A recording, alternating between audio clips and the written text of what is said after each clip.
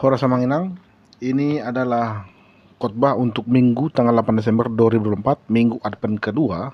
Khotbah kita diambil dari kitab Yesaya 40 ayat 1 sampai 5. Topiknya persiapkan jalan bagi Tuhan. Pauli hamuma dalan di Jehovah.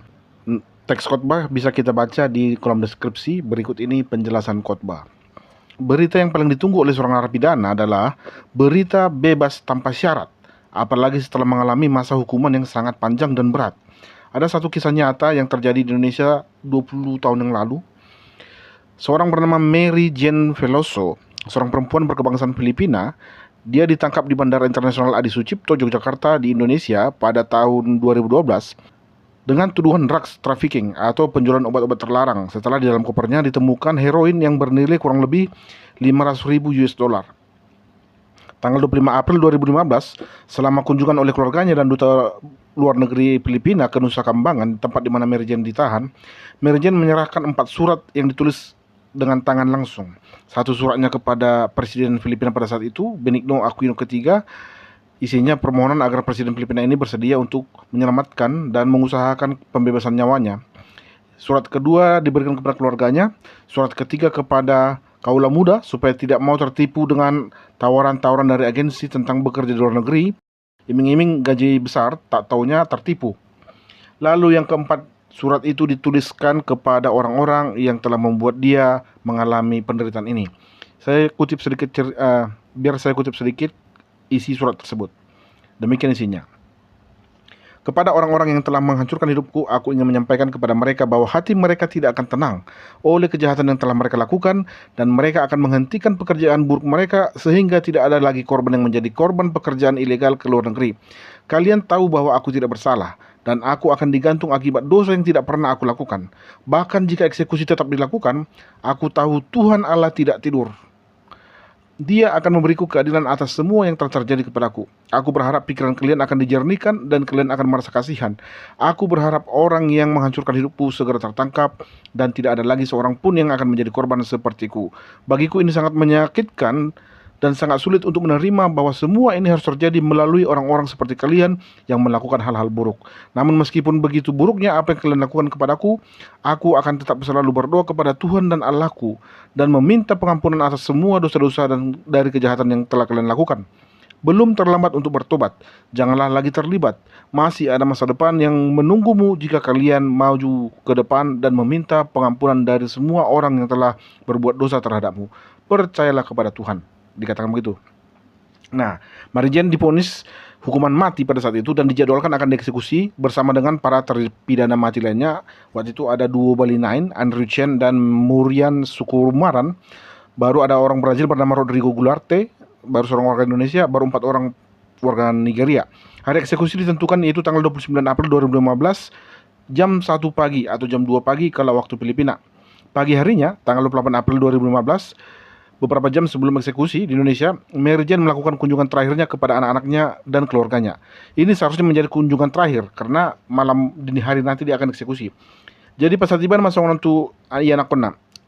Kata-kata terakhir yang dia sampaikan kepada anaknya seperti ini. Janganlah kamu mengira ibumu ini akan dihakimi karena telah melakukan sebuah kesalahan. Banggalah sebab ibumu ini akan dieksekusi mati demi menanggung dosa orang lain. Unang diri puhamu nama teo makmunaon ala ni dosa-dosana. Alai marlas ni roha mahamu ala taruhum inongmon ala na mamorsan dosa ni halak nasing do. Ini bana. Lalu mukjizat terjadi. Kuasa Tuhan bekerja dengan cara yang tidak biasa kita pikirkan dan tidak bisa kita duga-duga. Tanggal 28 April, beberapa jam setelah kunjungan itu, di Filipina ada seseorang bernama Maria Cristina Sergio menyerahkan diri ke kepolisian Filipina. Dia mengaku sebagai agensi yang bertanggung jawab mengirim Mary Jane ke Indonesia. Jadi waktu itu koper Mary Jane ini telah diganti karena dia dibelikan barang-barang yang sangat banyak sehingga koper Mary ini nggak cukup lagi untuk menampung barang-barang itu. Lalu digantilah dengan koper yang lebih besar, yang baru, yang ternyata di dalamnya sudah diselipkan heroin yang mana Mary Jane tidak tahu. Jadi 3 jam sebelum eksekusi, jam 10 malam, setelah para terpidana mati dikurung di dalam sel mereka, petugas kepolisian Indonesia masuk ke sel Mary Jane. Lalu ia dibawa kembali ke Yogyakarta. Eksekusi mati pun dibatalkan. Setelah berbagai usaha yang dilakukan pemerintah Filipina dan penundaan eksekusi berulang-ulang dari pemerintah Indonesia, tahun 2023, Selama KTT ASEAN di Labuan Bajo, Presiden Filipina saat itu, Ferdinand Marcos Jr. membahas kasus Mary Jane dengan Presiden Indonesia waktu itu, Joko Widodo, dan meminta supaya pemerintah Indonesia mau meninjau kembali penangkapan dan hukuman Mary Jane. Selain gerasi dan keringanan hukuman, Presiden Marcos juga menawarkan ekstradisi Mary Jane ke Filipina supaya dia melanjutkan hukumannya di sana. Sebagai ini alternatif kalau yang bisa dipilih. Nah, Januari 2024 ketika Presiden Joko Widodo berkunjung ke Filipina, dia berjanji akan meneliti kembali hukuman Peloso atas perdagangan heroin. 20 November 2024, bulan lalu, Presiden Filipina waktu itu, yang sekarang sudah menjabat, Bongbong Marcos, mengumumkan bahwa Mary Jane Peloso setelah 20 tahun lebih dalam proses diplomasi dan perundingan dengan Indonesia, akhirnya akan kembali ke Filipina. Ia juga menyampaikan rasa terima kasih kepada Presiden Indonesia, Prabowo Subianto, dan pemerintahnya atas niat baik mereka dalam membebaskan Mary Jane.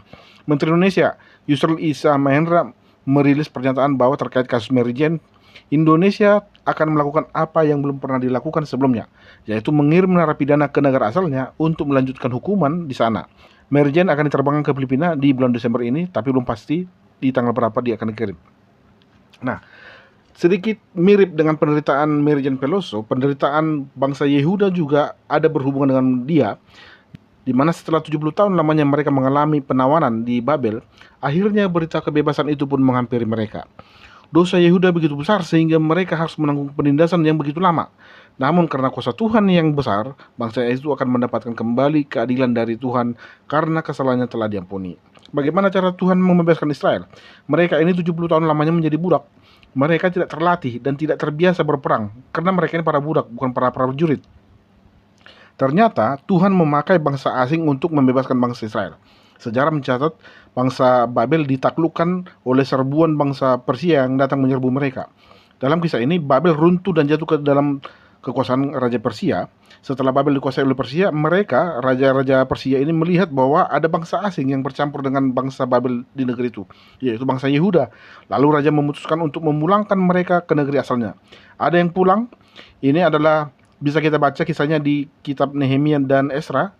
Orang-orang yang pulang ini kemudian akan membangun Bait Suci yang kedua, dan di masa-masa pembangunan Bait Suci kedua ini ditulis kitab-kitab apokripa atau kitab Deuteronikika yang ada di Alkitab teman kita Katolik.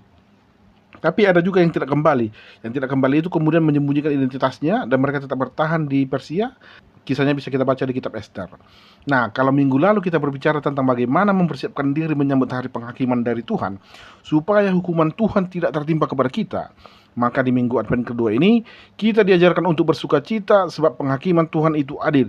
Dia juga akan menghakimi orang-orang yang telah menyiksa, merusak, menganiaya, bahkan menghancurkan hidup orang-orang percaya. Kita akan dihiburkan oleh penghakiman Tuhan, sebab orang yang jahat yang selama ini telah semena-mena kepada semua orang, pada akhirnya akan berdiri di hadapan tahta Allah, mempertanggungjawabkan semua perbuatannya. Jadi ada 3 pesan yang ingin disampaikan dalam nas kita hari ini. Yang pertama, panggilan untuk menghibur, yaitu ayat 1 dan ayat 2. Penghakiman itu adalah hak Tuhan. Kita tidak seharusnya menghakimi seseorang atas perbuatannya.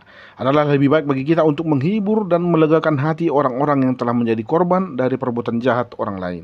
Di dalam Alkitab terdapat banyak sekali ayat-ayat yang menekankan pentingnya menghibur satu sama lain. Contohnya 2 Korintus 1 ayat 3-4 berkata, Allah adalah sumber penghiburan dan kita dipanggil untuk menghibur orang lain dengan penghiburan yang kita terima darinya. Penghiburan dapat dilakukan dengan berbagai ragam, seperti lewat kata-kata yang menenangkan, kehadiran kita secara fisik, baik di dalam suka maupun duka, atau lewat tindakan kasih. Roma 12 ayat 15 berkata, bersukacitalah dengan yang bersukacita, menangislah bersama orang yang menangis. Artinya kita harus peka terhadap keadaan emosi orang lain dan bersedia untuk hadir dalam suka dan duka mereka. Penghiburan juga dapat dilakukan lewat tanggung jawab untuk mendukung mereka yang sedang mengalami kesulitan, seperti yang dituliskan di Galatia 6 ayat 2. Bertolong-tolonglah menanggung bebanmu, demikianlah kamu memenuhi hukum Kristus. Ini juga yang menjadi dasar bagi HKBP untuk mendirikan berbagai lembaga yang bergerak di bidang diakonia, Manang Ulaun Parasirahon, seperti HKBP AIDS Ministry di Haumabange, di Balige, yang menangani pasien-pasien yang terinfeksi HIV AIDS. Baru ada lagi Yayasan Panti Karya Hepata di Sintong Hernipi, Lagoboti, yang menaungi para difabel. Lalu ada juga Panti Asuhan Elim di Pematang Siantar yang menangani anak-anak yatim piatu, fakir miskin, dan orang terlantar, hingga membangun rumah sakit. Secara keseluruhan, panggilan untuk menghibur adalah bagian penting dari kehidupan Kristen, di mana kita diingatkan untuk saling menguatkan dan mendukung dalam iman.